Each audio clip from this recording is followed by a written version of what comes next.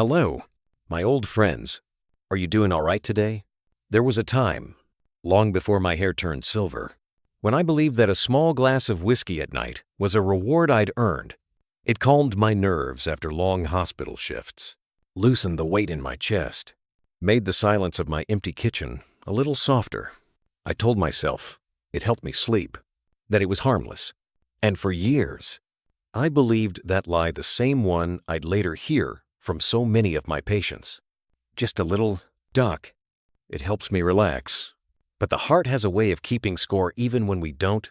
I still remember the first time I heard the word cardiomyopathy, spoken not from a textbook, but from a trembling man sitting across my desk. His name was Peter, 69 years old. A retired carpenter with hands like oak, steady, strong, worn by decades of honest work. He came in because he felt tired, more often.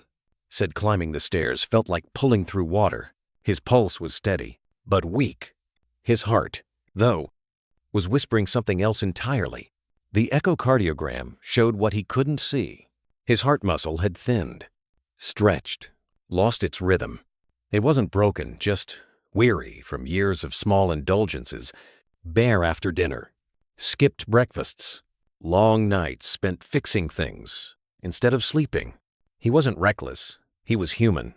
That day, as I watched him stare at the black and white image of his own heart on the monitor, I saw something that no machine could measure: regret. Not the loud kind that shouts, "I should have known better," but the quiet, tired kind that says, "I thought I was doing fine." I've seen that look thousands of times since. Men and women who thought the little things didn't matter. A little more salt, a little more sitting, a little less sleep. But the heart listens to every choice. It builds a memory out of habits, a history written in muscle and rhythm. And when that muscle grows weak, it doesn't just beat slower. It forgets how to dance. When I think of Peter now, I remember his hands. Even when his body tired, he kept fixing small things. His porch light, his fence, the latch on his garden gate. He told me once, "If I stop moving, I think I'll fall apart." I told him, "That's how your heart feels too." You see, the heart's strength isn't built in moments of triumph. It's built in the quiet routines. We repeat the morning walks, the mindful meals, the nights we choose rest over noise. The 1% of older adults who keep their heart muscles strong aren't the ones who have perfect genes or expensive supplements. They're the ones who show up for their own lives, one day at a time. When you look closely, you'll notice something remarkable about that 1%. Their days look simple. They eat real food, not much of it. They take their walks, even when the weather turns gray. They know when to stop talking and start breathing. They treat their hearts like old friends, checking in, not demanding, just listening. I used to think the body failed because of age, but age isn't the villain.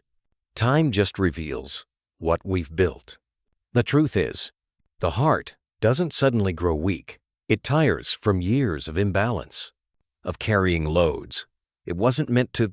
Too much alcohol, too much stress, too little nourishment. It's not punishment. It's fatigue. Peter lived another 8 years after that diagnosis, not because of miracles or medicine, but because he learned to respect the rhythm that kept him alive. He gave up alcohol completely. At first, he said it made the evenings feel empty. But soon, he filled that space with something better: grilled salmon instead of frozen dinners, lentil soup instead of another drink. He started keeping a small notebook, recording how his body felt after each meal. "I think my heart likes chicken more than wine," he joked once. I told him, "Your heart's got good taste." There's something deeply humbling about watching a man rebuild his strength from the inside out. His pulse grew steadier. His color returned. His eyes, once dull and restless, began to glow again with quiet satisfaction. He wasn't chasing youth, he was building peace. And that's the hidden truth no one tells you. Peace strengthens the heart more than any pill. When your body is calm, your heart remembers how to trust you. It starts to beat not out of fear or effort, but out of partnership. I think often about how many of us spend our younger years testing our limits, how much we can drink, how little we can sleep, how fast we can go. We mistake endurance for strength, but true strength is measured in gentleness. It's in knowing when to stop before the body has to shout. There was a nurse I worked with in my 40s, Nora. She used to say, "Doc, you never see the ones who rest. You only see the ones who break." She was right. Medicine is full of crises because people don't come to us in balance. They come in collapse. But the real heroes, the quiet ones, are out there. The ones who learn early that health is not something you chase. It's something you maintain. Every muscle in your body depends on partnership. You feed it. It serves you. But the heart is the most loyal servant of all. It forgives years of abuse with just a few months of kindness. I've seen hearts recover after damage that seemed irreversible, simply because their owners finally listened. They put down the bottle, picked up a spoon of yogurt, took one more step, one more breath, one more chance to live differently. When I retired, I thought I'd forget all the details, the scans, the numbers, the endless consultations. But what lingers are the faces, the people who learned too late, and those rare few who learned just in time. Once, an old farmer named Henry told me, "Doctor, I think my heart's tired of me." He said it half joking, but his voice cracked. His heart muscle was weak from years of untreated high blood pressure and long nights at the bar after his wife passed. I didn't tell him he was dying. I told him the truth. Your heart isn't tired of you, Henry. It's tired for you. It's been working too hard while you tried to forget. He stopped drinking that day, not because of fear, but because he understood his heart wasn't his enemy. It was his last friend still fighting. There's something powerful about that moment of realization, the one that turns guilt into care. I've seen people come back from the edge because they finally stopped punishing their bodies for being human. The 1% live that way every day. They forgive their own mistakes and begin again each morning. If you could sit in my chair for one day and listen to all the hearts I've listened to, the murmurs, the stutters, the soft fading thumps, you'd hear a pattern. The strong ones don't beat faster. They beat cleaner. No wasted effort. No noisy, just purpose. And you don't need to be lucky to have that kind of heart. You just need to be kind to it. If you still pour yourself a drink every evening, I'm not here to judge you. I've been there. But maybe tonight, just pour half. Or skip it once this week. Replace it with a handful of almonds or a glass of milk, or even water with lemon. Your heart doesn't need grand gestures. It needs consistency. I know you've spent a lifetime giving your strength away to work, to family, to others. But now, in these later years, it's time to give some of it back to yourself. When you finish listening to this, stand slowly. Feel your feet against the floor. Take a slow breath. Put your hand on your chest. That steady beat beneath your palm, that's your reminder. It's still fighting for you. Let it rest tonight. Skip the drink. Drink water instead. Then, go and eat something simple. Maybe a piece of grilled fish, a small bowl of soup, something warm and kind. Sit by a window. Watch the light fade. Listen to your heart hum softly inside you. That's not just survival. That's healing quiet, patient, earned. And that's how the 1% live. My friends, not perfectly, just faithfully. When people talk about a weak heart, they usually mean the muscle itself. But most of the time, what weakens it isn't disease. It's neglect disguised as habit. You don't notice it at first. You move a little slower in the morning. You sigh more when you stand. You think it's age, or weather, or the weight of years. But the truth is, the heart doesn't give up easily. It whispers long before it breaks. I remember a woman named Clara, 77, widowed, proud, and still ironing her own curtains. She came to see me one winter afternoon because she said her breathing had grown loud. Not short, loud. That was her word. When she climbed the stairs, she said, her chest talked back. The tests showed early cardiomyopathy. Nothing catastrophic, but enough to worry me. When I told her, she didn't look afraid. She looked offended. "Doc," she said, "I've never smoked, never drank more than communion wine. And you're telling me my heart is tired." I smiled. "Clara, the heart doesn't just tire from what we do wrong. Sometimes it tires from what we forget to do, right? She frowned. Like what? Eat enough protein. Rest before exhaustion. Laugh with someone. Not just at the television. Her eyes softened a little. So you're saying my heart is lonely? That's when I realized something I wish I'd learned sooner. Many hearts don't fail because of damage. They fade because of emptiness from being fed calories instead of care, noise instead of music, liquor instead of nourishment. The heart, like every muscle, grows from what it's given. The 1% of older adults whose hearts stay strong aren't made of stronger tissue. They're made of better attention. They notice the small things. They know how food feels, not just how it tastes. They understand that the body speaks long before it shouts. For Clara, it wasn't about grand change. We started small. An egg in the morning, a handful of beans with dinner. She replaced her late-night cookies with a glass of milk. Within a few months, her color returned. She said she felt steadier, which I loved, because that's exactly what protein does. It steadies you, but more than that, she began to reclaim her rhythm. She started gardening again. She stopped apologizing for being tired. One day she said to me, "Doc, I think I'm finally hearing my own heartbeat again." That line struck me deeper than she knew, because that's what this journey is, rediscovering a sound you forgot belonged to you. You see, when the heart muscle weakens, it doesn't just change how blood moves. It changes how life feels.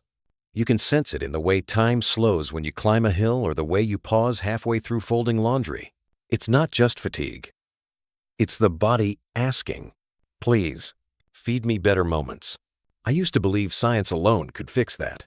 Medicine can strengthen contractions, lower pressure, slow the rhythm, but it can't teach the heart why it should keep trying. Only kindness does that, the kind you give yourself every day when you choose a meal with care, or skip the drink, or rest before you collapse. I saw Clara 2 years after her diagnosis.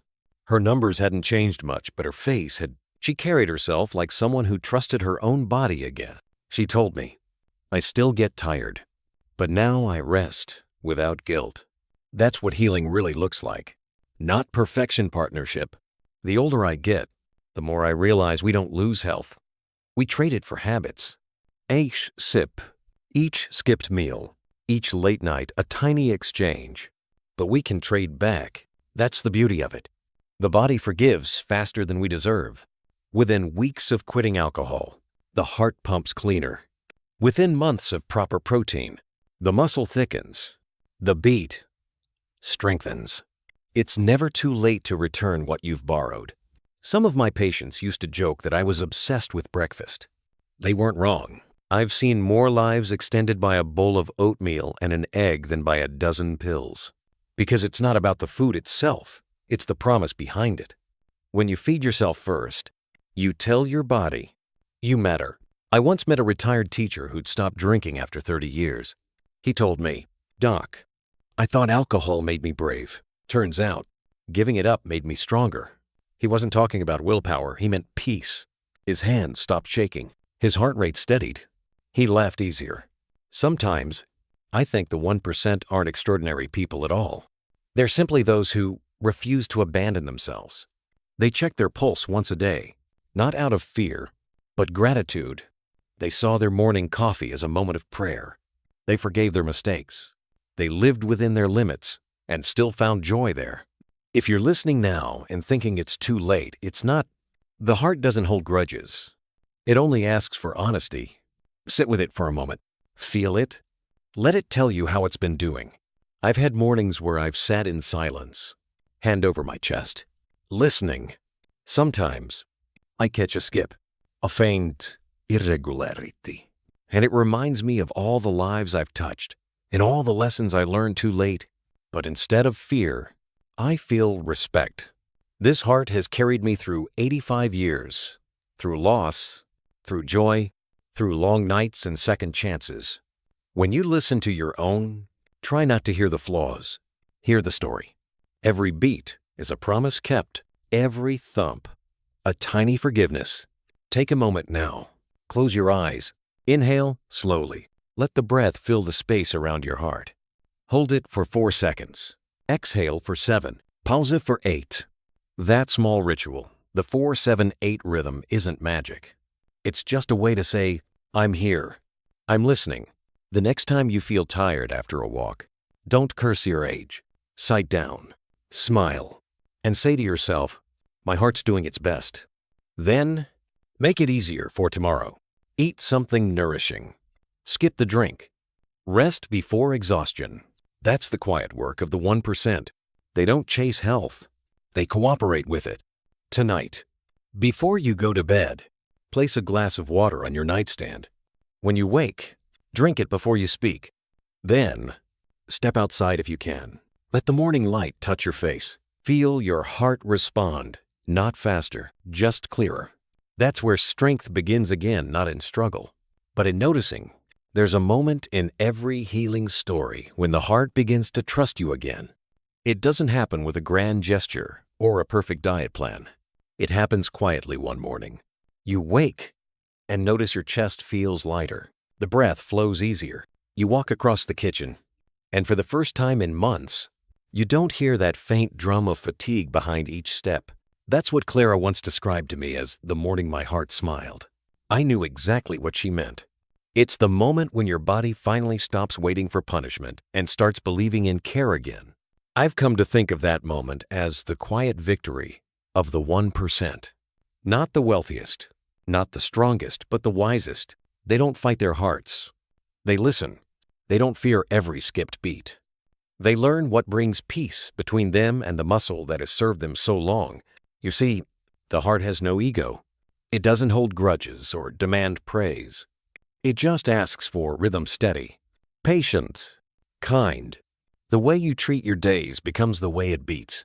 When I was a younger doctor, I spent years studying machines that could capture every twitch and flutter of the human heart. But none of those machines could teach me what I learned later, sitting beside the elderly, that the best medicine for the heart isn't found in vials or wires. It's found in consistency. You might not think skipping that extra drink matters, or that adding a piece of chicken or tofu to your dinner could make any real difference. But the heart notices. It notices when you choose water instead of wine, when you walk to the end of the street instead of turning back halfway. It notices when you sleep before midnight, when you forgive instead of fume. The 1% are not immune to mistakes. They still have restless nights, sore knees, temptations, but they recover faster because they know how to return to balance, return to kindness. I remember visiting Peter the carpenter near the end of his life. His heart had weakened again, but his spirit hadn't. I found him sitting in his garden, sanding an old wooden chair, his hands moving slowly but steadily. He looked up and smiled, saying, "Doc, I've learned something. The heart's like this chair.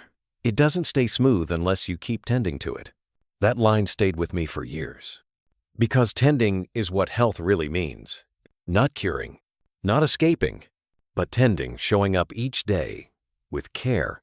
When you tend to your heart, you give it reasons to stay steady. Maybe that means cutting salt a little more, adding beans or eggs to your meals, or simply closing your eyes for 10 quiet breaths before bed. These aren't medical orders, they're love letters written in habits. And when you do them often enough, something magical happens. Your body starts to believe in you again. I've had patients in their 80s whose hearts grew stronger not because they discovered a new treatment, but because they changed how they lived. One man replaced whiskey with warm tea. Another woman joined a senior walking group where she found laughter she hadn't felt in years. Their tests improved. Yes, but their smiles told the real story. You can't fake the glow of someone whose heart is at peace. It's a softness in the shoulders, a steadiness in the eyes, a rhythm that hums quietly through their words. And the beautiful thing, that glow doesn't come from perfection. It comes from patience.